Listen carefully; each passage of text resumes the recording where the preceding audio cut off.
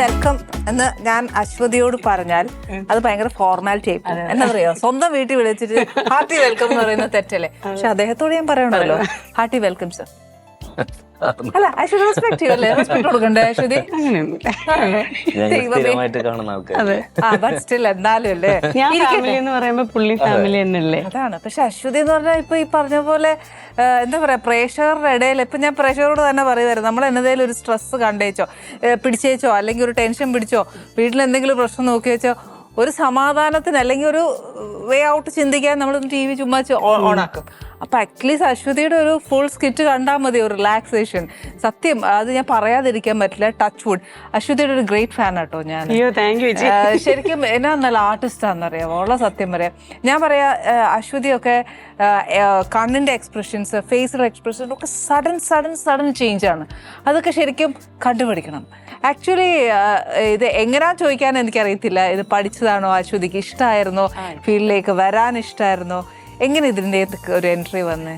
ഞാൻ ശരിക്കും ഡാൻസർ ആയിരുന്നു ചേച്ചി. ചെറുപ്പം 3 വയസ്സ് മുതലേ അമ്മ ഡാൻസ് ടീച്ചർ ആയിരുന്നു. അപ്പൊ അങ്ങനെ ഡാൻസ് അപ്പോഴേ കളിക്കുമായിരുന്നു. അപ്പൊ ചെറുപ്പം മുഴുവനും ഡാൻസ് ആയിരുന്നു. പക്ഷെ സത്യം പറഞ്ഞാൽ അപ്പൊ ഇങ്ങനെ അഭിനയിക്കണം അല്ലെങ്കിൽ ഒരു ആക്ട്രസ് ആവണം എന്നൊന്നും ചിന്തിച്ചിട്ടില്ല. ഡാൻസർ ആവണം, ഡാൻസിൽ കൂടുതൽ അപ്ഗ്രേഡ് ചെയ്യണം, അങ്ങനെയൊക്കെ മാത്രമേ ചിന്തിച്ചിട്ടുണ്ടായിരുന്നുള്ളൂ. പക്ഷേ ഏതൊരു പോയിന്റിൽ ഒരു +2 ഒക്കെ കഴിഞ്ഞ് നിന്ന സമയത്താണ് അഭിനയത്തിലേക്ക്, ഫിലിം അല്ല, ഞാൻ ഫസ്റ്റ് സീരിയലിൽ തന്നെയാണ് വന്നത്. നമ്മുടെ വീണ ചേച്ചിയില്ലേ, വീണ നായർ, വീണ ചേച്ചി ചെയ്തുകൊണ്ടിരുന്ന ഒരു സീരിയലില് ചേച്ചിയുടെ അനിയത്തിയായിട്ടാണ് ഞാൻ ആദ്യമായിട്ട് സീരിയലിൽ വരുന്നത്. അതുവരെ ഡാൻസ് കാര്യങ്ങൾ മാത്രമായിട്ട് കോൺസെൻട്രേറ്റ് ചെയ്തിരുന്ന ആളാണ് ഞാൻ. പക്ഷെ പെട്ടെന്ന് ഇതിലേക്ക് വന്നു. പിന്നെ എന്നിട്ട് ഇടയിൽ പക്ഷെ കുറച്ച് മീഡിയയിൽ നിന്ന് കുറച്ച് ബ്രേക്ക് എടുക്കേണ്ടി വന്നു. അതിനുശേഷം ഞാൻ നേരെ പിന്നെ വരുന്നത് കോമഡി പ്രോഗ്രാംസിലാണ്.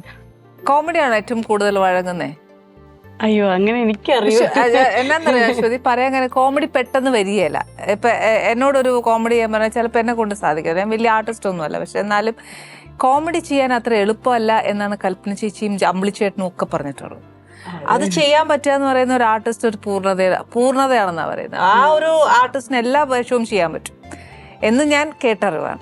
എനിക്കും അശ്വതിയുടെ പെർഫോമൻസ് ടു ഹൈ. അത് എനിക്ക് കേട്ടറിവാണ് ചേച്ചി. പക്ഷെ ഇല്ലേ, ബാക്കിയുള്ള ക്യാരക്ടേഴ്സ് ചെയ്യുമ്പോൾ അശ്വതിക്ക് അതൊരു കൂളായിട്ട് ഫീൽ ചെയ്യുന്നുണ്ടോ, മോർ ദാൻ ഹ്യൂമർ? അതോ ഹ്യൂമർ ആണോ മോർ കംഫർട്ട്?